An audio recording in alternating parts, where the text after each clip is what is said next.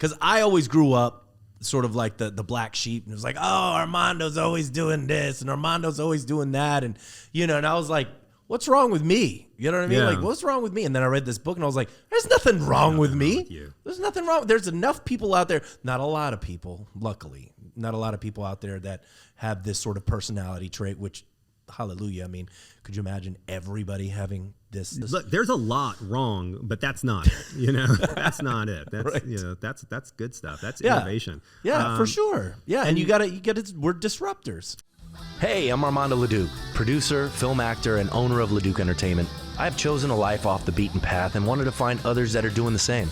Spaghetti on the Wall is a show based on all of the years that I've thrown spaghetti on the wall and nurtured what stuck. We will share fun stories, ideas, tips, tricks, and more. Welcome to Spaghetti on the Wall.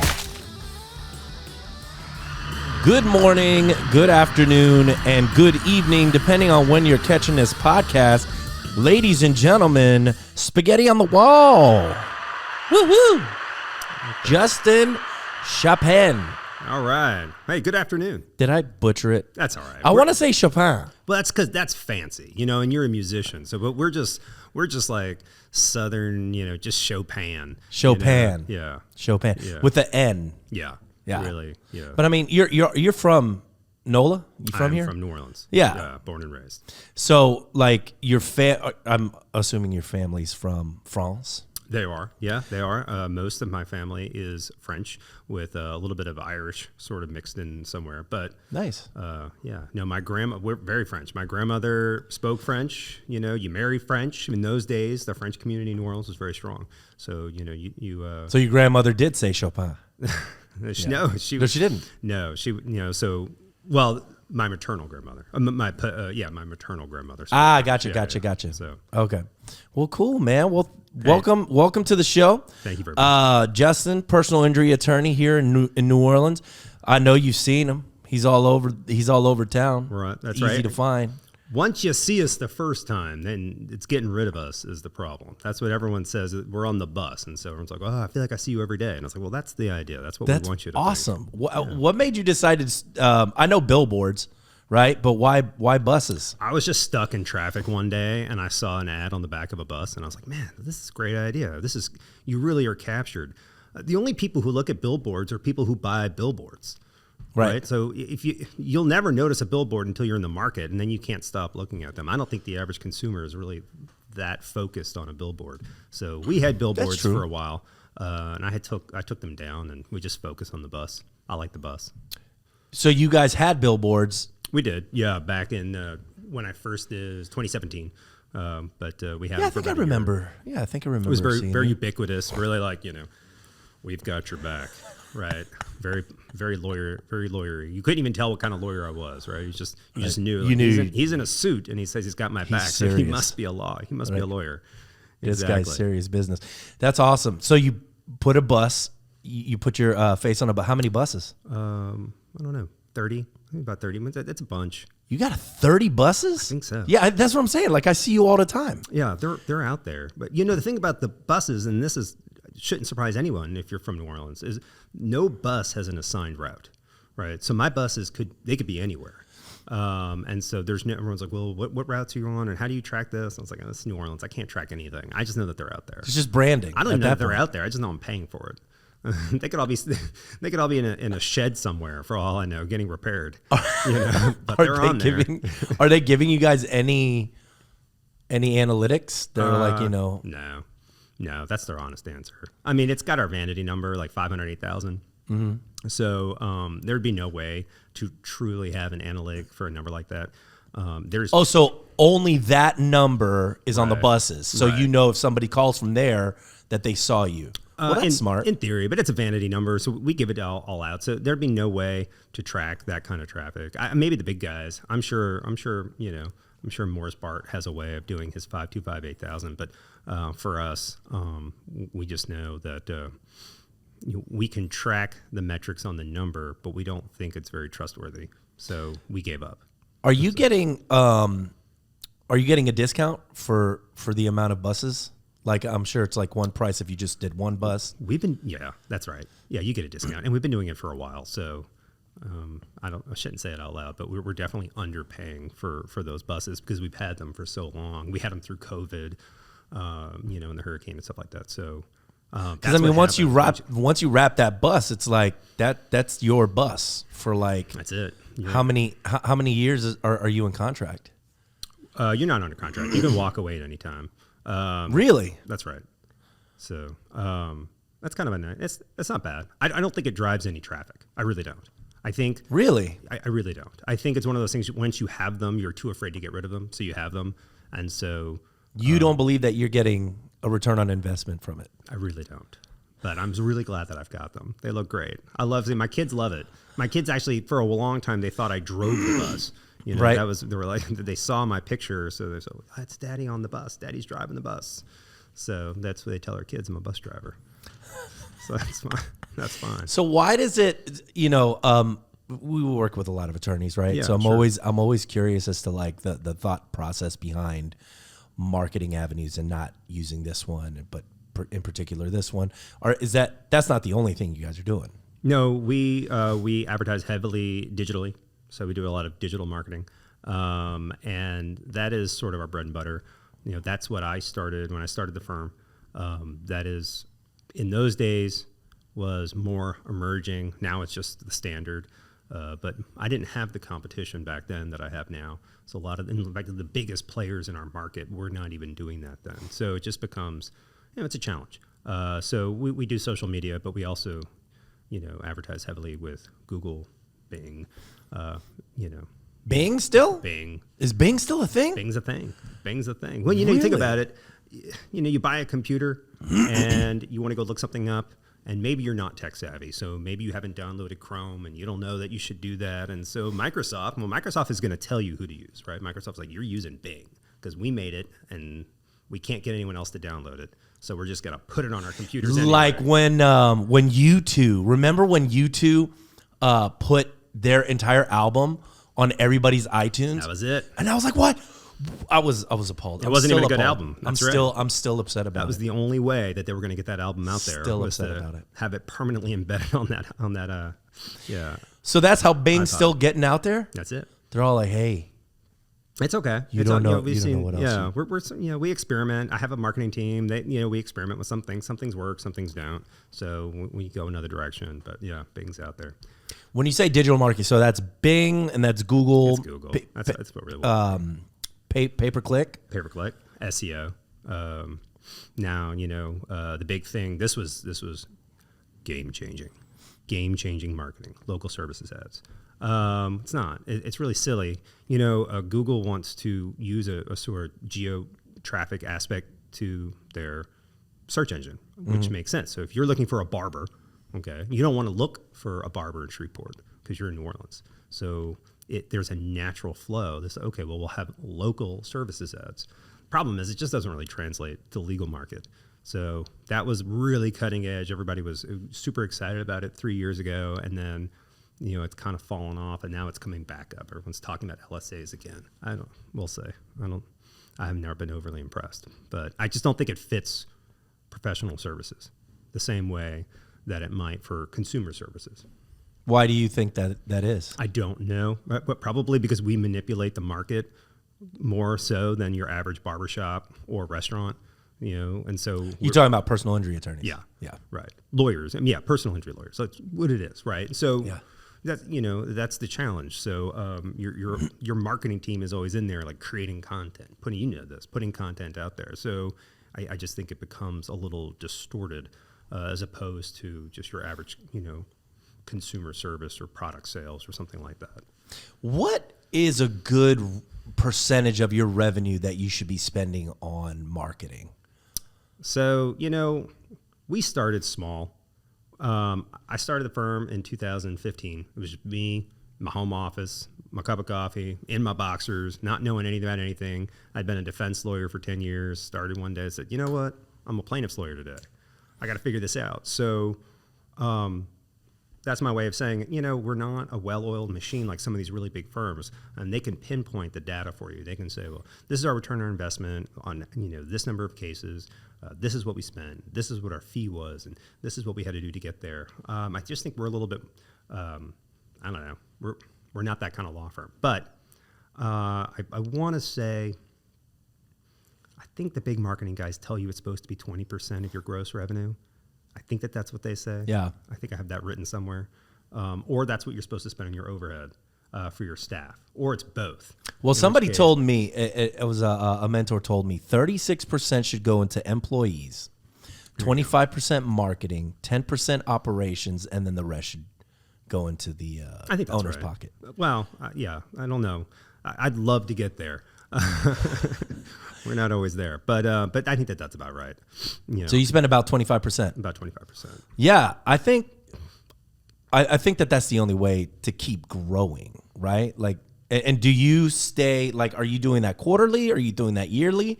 Like, you're going, okay, this is how much we made last year, so this is our marketing spend for this year coming up. No, we're much more granular than that. We are on month to month. So I will have a standing marketing meeting every month, and we'll look at what we did in the month before, and then we will we'll fine tune it from there.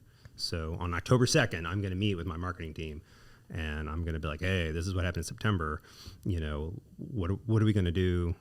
How are we doing? Oh, great. Good, bad. And we'll adjust it from there. There are a lot of strategies that say you should be growing by 10% every quarter. Mm-hmm. That's a lot. So we generally grow like that. I don't like to think of it that way because it's a big number. So I try not to think about it. But I think that's generally, I think that's right, about 10% a quarter. But on each month, we're thinking about it. We're adjusting. So where did you get this entrepreneurial mind, though? Like, because you're an attorney. Most attorneys are thinking about doing attorney work, right? Legal. Yeah. You know what? When I was a defense attorney, I've never been more bored in my life. When I came out of law school, I had so much momentum. All I wanted to do was get out there and try cases. But like many people, law schools, they push you through. You want to get the best job at the biggest firm with the biggest paycheck, and it doesn't matter what they have you doing. And then you get there and you just hit a brick wall. And I was very bored. I used to go to the coffee shop in the morning, and I'd see the people opening up the coffee shop. I was always so jealous of that, and I thought, I just want to be like a small business owner. I want to walk in. I want to flip the open close sign. I want to turn on the lights. Yeah. And I think there's something really gratifying about that. At the time, I didn't realize that you can be a small business owner and a lawyer at the same time. Those are the same things. I am a business owner. It just happens to be that it's not a coffee shop, it's not a bookstore, it's a law firm. I still get to be the first one in the morning and flip the open sign and turn on the lights, and it's really rewarding. So I think I was always gravitating towards that idea, but without the clarity to realize that these two things actually work really well together. I always thought about being a plaintiff's lawyer in law school. Law schools really push you away from that. They want you to be defense lawyers. They want you to make good, steady money and then give it back to the law school. And then they can say, look, this percentage of our students go on to major law firms, and it's very prestigious. So they're not necessarily pushing the entrepreneurial agenda. No, not at all. Not at all. And if anything, really, and it's not just, hey, I love where I went to law school. It's not just my law school, it's all the law schools. Nobody wants to say you should go out there and hang a shingle, because I was telling someone about this today. When you graduate from med school, you're a doctor, but they don't put a scalpel in your hand and be like, all right, well, you better get working because that tumor's not going to get any smaller. Right? Well, it's the same thing as a lawyer. You graduate as a lawyer, no, it's actually not the same. You graduate, you are a lawyer. And the only case I can think of that you can't handle straight out of law school would be capital murder, something like that. Otherwise, you can handle anything you want. You could say, yeah, I'm a med-mal lawyer. Yeah, I'm a products liability lawyer. Sure, yeah, I can handle your offshore injury. Why not? And you've got a law license the same as anybody else. So they don't want people hanging shingles because you truly have no idea what you're doing.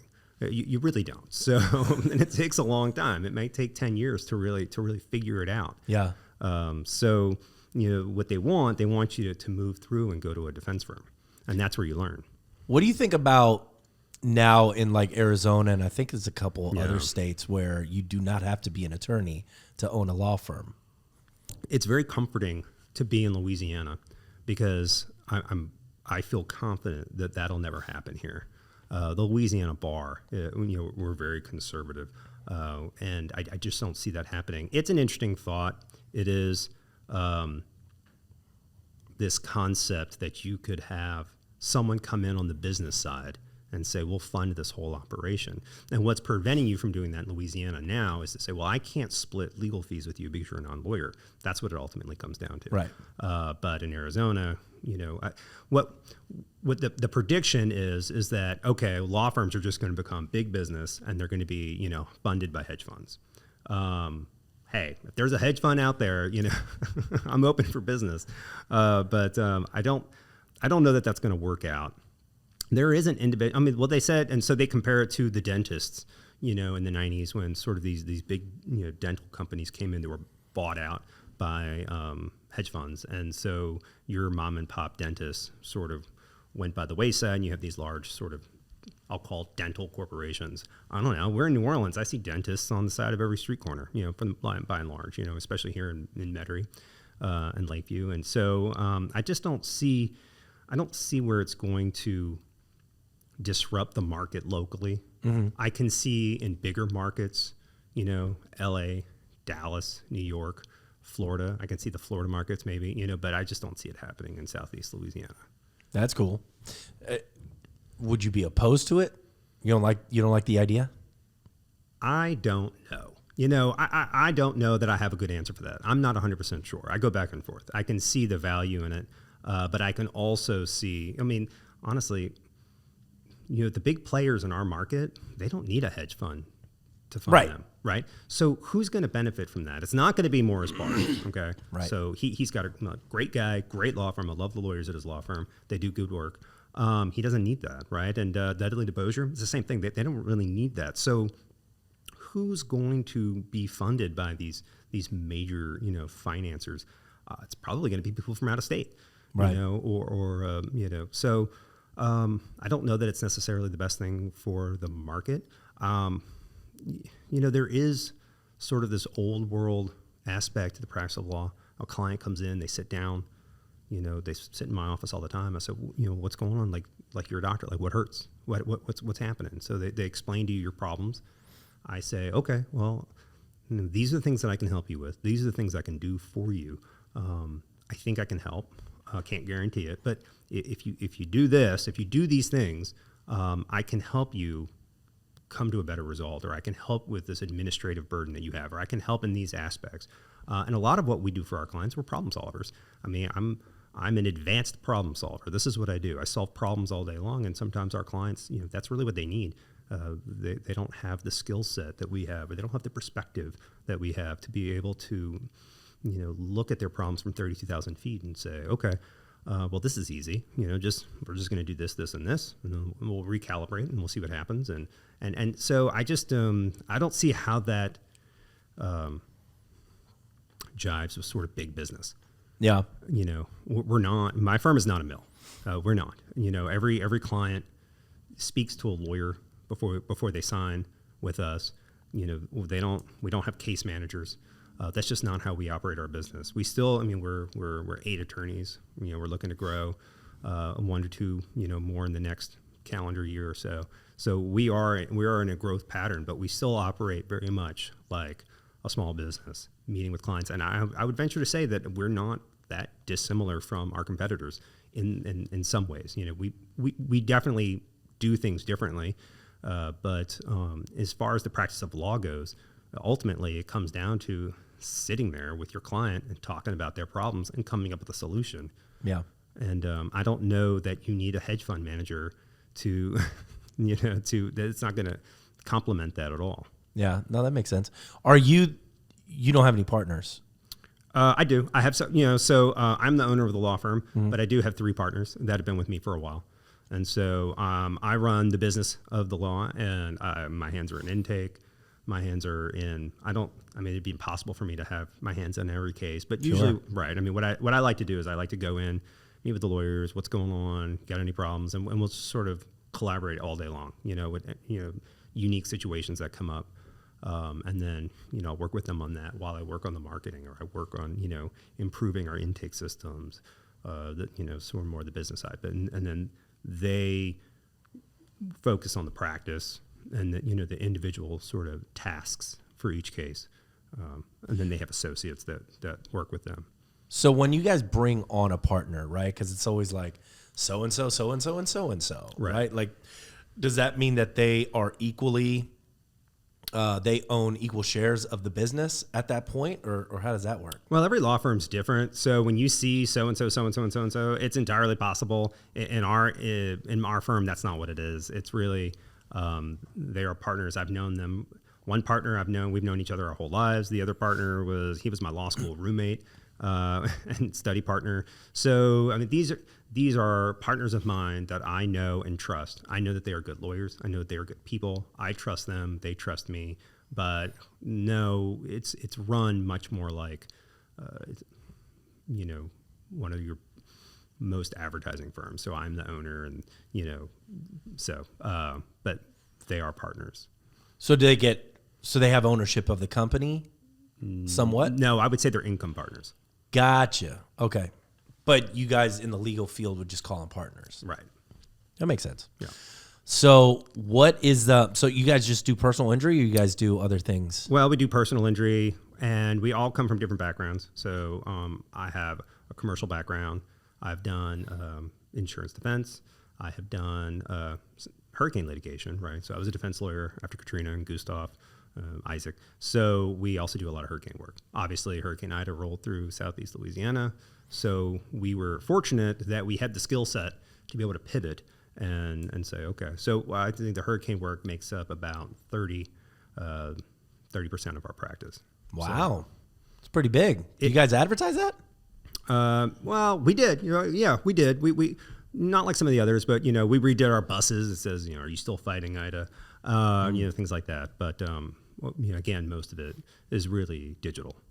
So a lot of social media advertising for that, Google, and then the buses. Yeah, we'll have to be rolling out some new buses this next quarter. I just have to sit down and do it. Right. That's cool.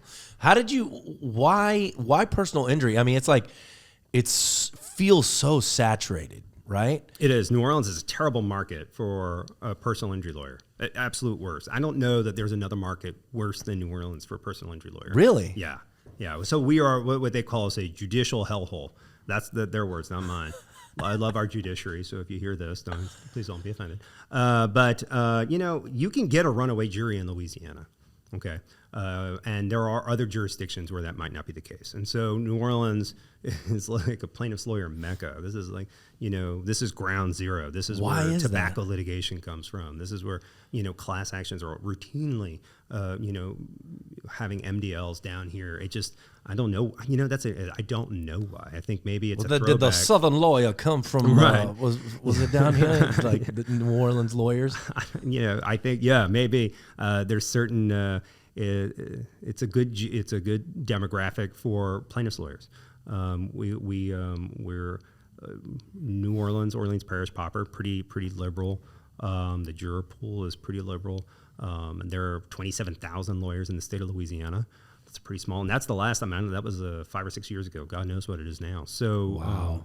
We have a lot of lawyers down here. I think it was an oil and gas hub for a really long time, and so a lot of that litigation would have been held here before most of those companies moved.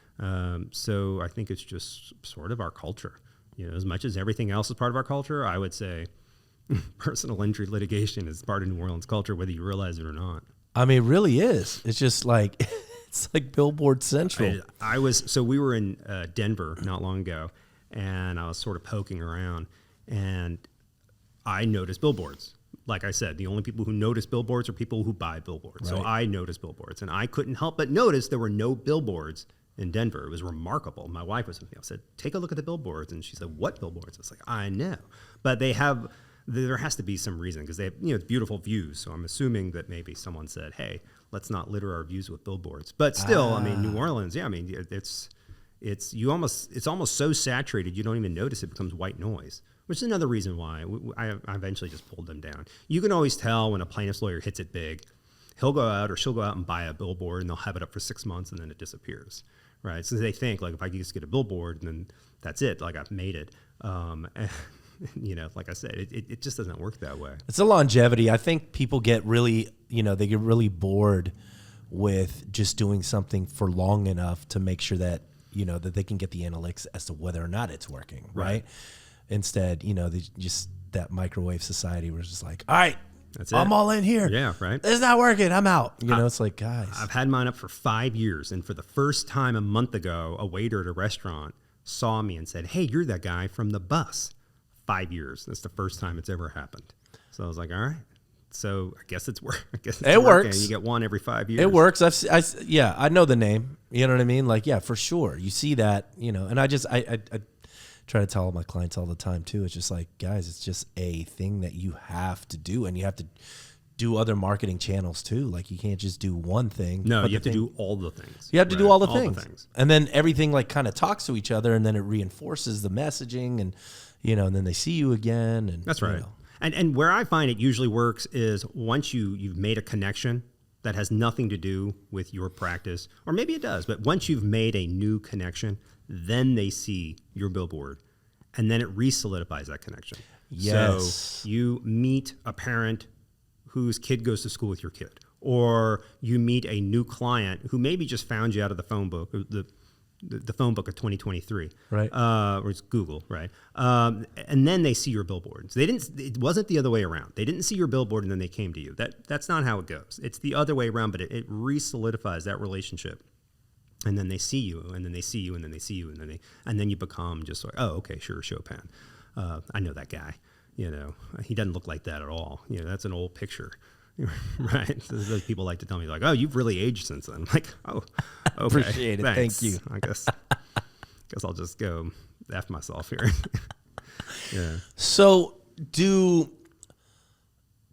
you get training? Do you read a lot of books, like business books? No, I made it all up. I just make it up. No, well, no, I have no training. I don't have an MBA. I don't know anything about marketing and advertising. I've been doing it for a while, and I've seen what works. I've seen what doesn't work. I've seen what happens if you blast social media during, you know, a disaster. You know, it can work. It can also be terrible. All right. So after the Hard Rock Cafe, Hard Rock Hotel, after that imploded, right? So we're on Facebook. We're advertising for some of the injured workers. I spent most of my time deleting comments, calling me like horrible names. Just really bad stuff. Yeah. You know, you vultures, I hate you. All lawyers should be dead. And you're like, all right. So I spent all my time deleting, you know, those sorts of things. So now I know, oh, okay. So when these things come through and you have these big disasters, you know, it doesn't always work to just blast social media. Sometimes, you know, it's not worth it. There are other ways to do it. So, you know, I would say I learned what we've done through trial and error. And working with people that you trust and companies and marketing companies and marketing companies that don't work, you know. And sometimes you got to buy some snake oil from a salesman and realize it doesn't work. And sometimes things do work, and you just sort of figure it out from there. What's some good marketing companies out here? Out here, I think your marketing company, right? I've Sure, heard really great things. Right on, yeah. No, just not us, but I'm just people that you like, you know, and you can shout them out here. I'm always looking for, you know, good marketing companies. I don't work with any local companies. Okay. So the company I work with is out of Florida. They sent me a really fancy mailer in the mail, and like I said, trial and error. You know, we were having a problem with the company we were with. I gave them a call, and they've been great. They've been very responsive. I like the work that they do. So you know, do you want to put their name out or no? Yeah, no, it's fine. Exalt is the name. It's a Exalt. Okay. What? And so when they sent you a mailer, what did it look like? What was it? It was just one of those. You know, it's just like a mailer. You get like a 4-page sort of. I don't know, like postcard style mailer. I forget what you call those, but you know. And then I sat it on the desk next to me for about a year. I never read it. Didn't look at it. That was my. I'm going to save that for later to read. And then... What made you decide to, like... What are some things that you decide to, like, toss? You toss it, you know, and then one thing you're like, I'm not ready yet, but I don't know. I don't want to throw this away. It's like wine, right? So have you ever read that, you know, people pick wine based on the label, right? And we all know that. We're just idiots in the grocery store. None of us know anything. But, man, there's something about this label. I just got to buy this bottle of wine. Yeah. It's the same thing. I can't tell you. Marketing guys, they could tell you. They can be like, oh, well, you really liked that it was red lettering on white backing. And I was like, oh, okay. So I don't know what it is. But I sat it there, And then I was working with another company who I won't disclose who that Sure. is, but it was just not working out. That had run its course. We had been together for many years, and their solution was always, well, you're just not spending enough. And we were spending a lot, and we were continuing to increase our spend month over month, quarter over quarter, and there was just not getting any results. And so, what were their? There's a lot of questions. What was the analytics on that end? Like, because there's branding, right? And branding is like branding, right? Sure, like sure. you can just.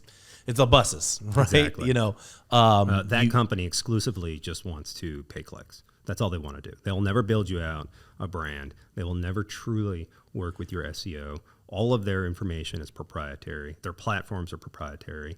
That's the biggest problem. And I think with clients that I tell them too is like, guys, if you're just focused on like the advertising aspect and not the branding aspect, like you're missing out on the biggest part of it, of the credibility, the trust, like all of that stuff does the pre-selling for you so that when they get in, your credibility is not at question. Like whether or not you're the right guy, like that's not a question, right? Like it's just like, okay, now how can I solve the problem? I think that's right. And I work with Crisp marketing, okay, or Crisp videos. Mm-hmm. And one of the things Michael Mogul was talking to one of the other law firm owners about was purchasing another law firm.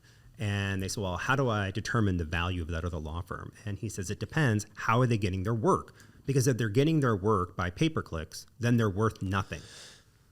And that really hit home because I was like, we're not worth anything. I had no idea. But, I mean, there is value to what he's saying. I mean, anybody can come into a market and buy up clicks. Yeah. Right? We see it all the time. Yeah, just blast it.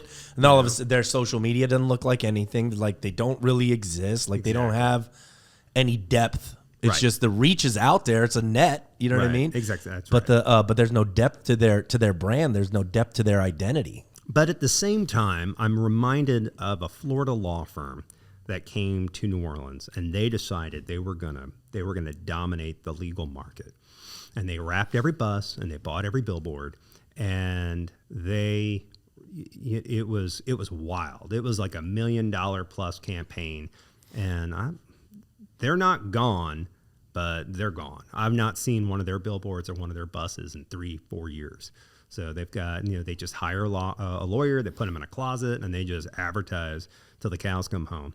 And so there is a comfort there to know that while New Orleans is a saturated market, we're tight. We're a tight market. We're also a small community. Mm-hmm. And so one of the reasons it's much like the Morgan & Morgan. I don't think Morgan & Morgan comes to New Orleans to dominate the market because I think he knows that, is that really it's different here? Is that a good use of money? Right. Do you really want to go spend $1 million a month, to try to dominate 300,000 residents in the city of New Orleans?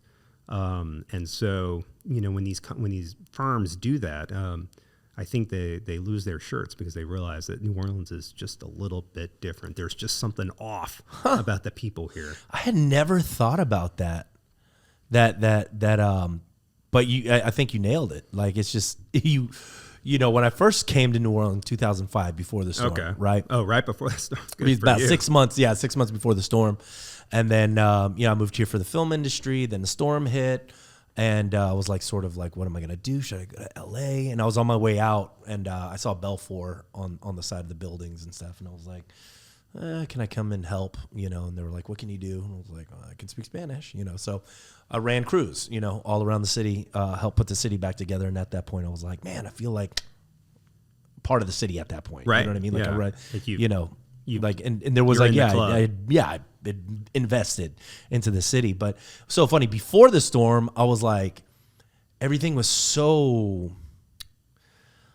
like everybody knew each other, right? Yeah. Like what high school did you go to? All of that's like, that's how people communicated down here, and I was like, man, I'm gonna change things here. No, you can assimilate or leave. That's it. You're not going to change anything in New Orleans. You either become a part of the city or you have to leave. It's like the scene from Freaks, right? It's like one of us, right? Yeah. So you either become one of us or you get out the circus. Pretty much. Yeah, you got to stay. Yeah. So you nailed it. Like, I don't think you can come here and try to like change things. You know what I mean? Like you just got to kind of be. In New Orleans, it's just a slow market. I remember when Starbucks was going to open uptown. I mean, you would have thought, I don't know what, the whole neighborhood was just up in arms because Starbucks was going to open. We don't need that. we got our other coffee shops. Right. And it was like a big deal. It was, I guess it was like 1990, 98, something like that, 99. And it was a really big deal. I was working at Starbucks. Nobody would come in. They're like, no, we don't need your coffee. We have community. Get out of here. So, that's just how it is. That's how it is down here. And it bleeds into the legal market. It's the same. You really, it's a long game, and you have to build the trust of the community. And that is not something, you can't buy that. You just can't. It takes a long time. Are you interested in acquiring law firms? Is that like a next step for you in some? I don't know where, we're just, we're always growing. And so we're always so focused on growth and how many cases are we getting in a month? How many are we getting in a year? What are we closing out? Do we need more lawyers? Do we need more space? That I've never given the thought to like, well, should we be buying other law firms? We can't really do that in Louisiana. You would have to partner with them and phase them out. There's like a proper way to do it under the rules of professional conduct. But we have talked about other markets. And, do we want to expand into other markets? And so that it's always something that's on the back burner. But, when you have your head down and you're working, it's hard to step out and start saying, okay, well, I'm not going to be thinking about this that's in front of me. I'm going to start worrying about expansion. I think if I said that to my partners right now, like, hey, I'm going to start worrying about expansion, everybody would, I don't know, they'd revolt. But, it's there. Are you the kind of guy that's like thinking about the end result? Or are you thinking more about like the journey of the whole process in itself? I'm always 10 years ahead. I'm always looking. I want to look at it. I always look at the perspective as what are we going to do when we're 55? Where do I want to be? And I have a pretty good idea of that. But I'm the kind of guy that just I like to go out for a 5-mile run, come up with an idea, come back to the office and be like, I got it. This is what we're going to do, and let's just execute. Yeah. And it's, I did one of those personality tests for CRISP. It's not a personality test, but we'll call it that. And they basically said that you're a self-starter and that I just like it when people say yes. It's like, so whenever I come up with an idea and I'm met with all the reasons why it won't work, I just shut down because you're not thinking of all the reasons why it could work. Yeah. And sometimes what I'll say, when I'm coming up with these new ideas or new structure for the law firm, new policies and procedures, and they'll say, what if it doesn't work? And so I say, okay, when you're making this shit up, what difference does it make? If it doesn't work, then forget it. We'll just go on to something else. Right. So what's the worst that could happen? The worst that'll happen, all right, we'll just go back to the way we were doing it before. So don't focus on if you focus on the reason something won't work, you'll never do it and it'll never work. Yeah. So just put your foot in the water and just start going. And so that's just how I do it. That's just how I get my hands in it first and see how it goes. And then if it works, great. And if it doesn't, we'll reevaluate. Yeah. Have you ever read that book, Driven? No. You should read it.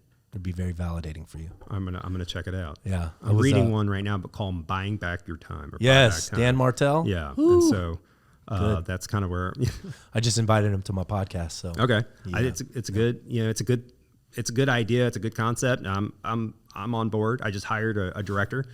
So we have a director of operations who is going to help me buy back my time so that I can saddle myself with other time-consuming things that you want to be doing, right? Things I want to be doing, expansion, or broadening our marketing, things like that. So I do think it's a good concept. And it's worth thinking about. It's worth reading.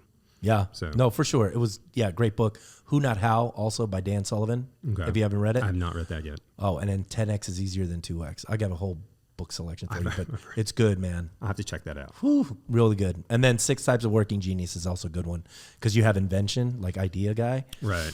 I think like when, and I had this one over here, my sister who's big on discernment. Okay.